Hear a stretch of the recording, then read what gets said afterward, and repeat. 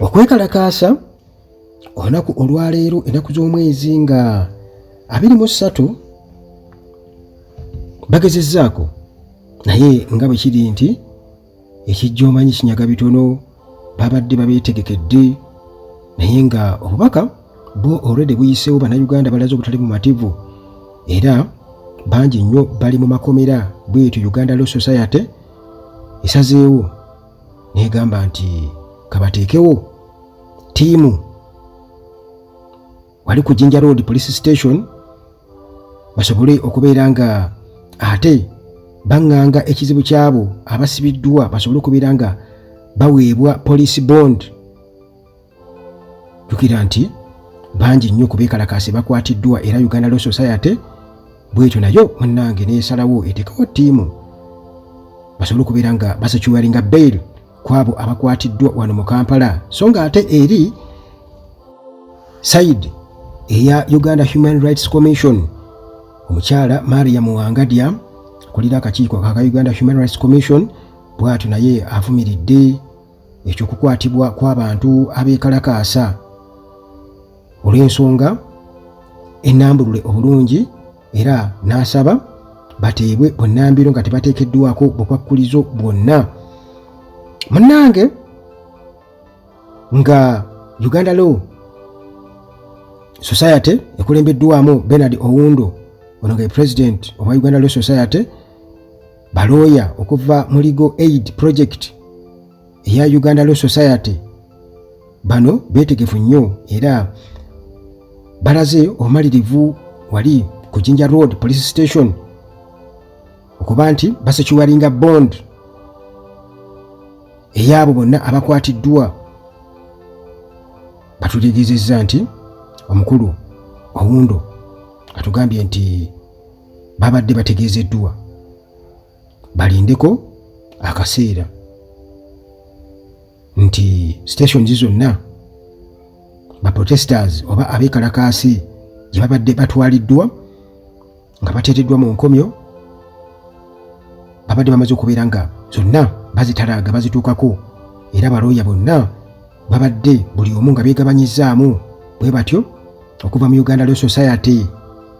nga bagenze okubeera nga bakiikirira. Kale Uganda Law Society bwetyo omukulu Owundo nga atukakasa nti eri more than ready okukakasa nti bayamba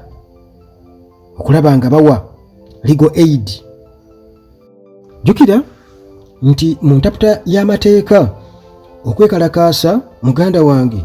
si musango era omukulu Owundo abadde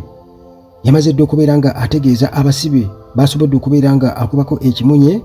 nti munnange eddembe lyabwe eribaweebwa ssemateeka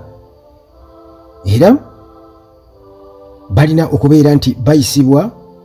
mu ngeri esaanidde nga ssemateeka bw'alagira nga bali emabega w'emitayimbwa. Era president owa Uganda Law Society akakasizza nti bagenda kakasa nti buli musibe ayambibwa mu mateeka era akiikirirwa. Isaac Atukunda ono ye secretary owa Uganda Law Society akulembedde mu ttiimu endala y'abalooya okulaba nga bakebera oba balambula kwabo abali ku Kira Division Police Station ababadde bakwatiddwa saidi zeeyo okuva wali Jinja Road Police Station. Owundo bw'atyo era abadde bakulembera mu ttiimu endala ey'abalooya okugenda ku Kampala Central Police Station okulaba nga bakebera munnange ku basuspects abaliyo ba protesters ababadde bakwatiddwa abeekalakaasi. Kale munnange ku nsonga ey'okuvumirira obuli bw'enguzi n'okwonoona ssente z'omusolo era nga bino muganda wange bisibukira ddala mu paalamenti bwe bati ne basalawo batambule nga bagenda ku paalamenti okusobola okulaga obutali bumativu so nga ate munnange amagye ne poliisi sayiri endala nabo nga balabula nga General Museveni bwe yalabudde nti mmwe muzannya na muliro. Kakati olwo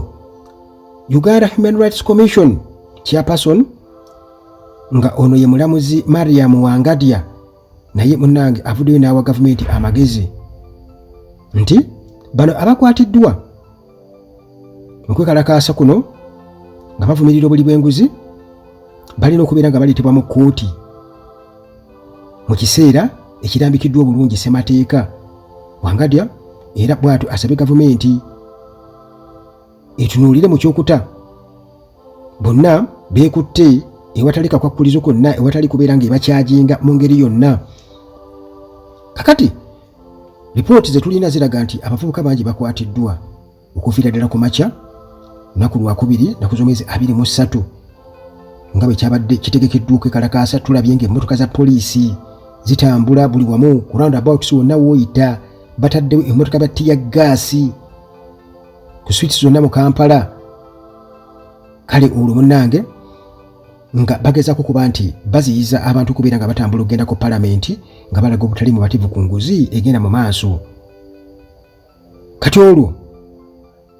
nga baagala okubeera nti ba officials n'abo ababaka ba palamenti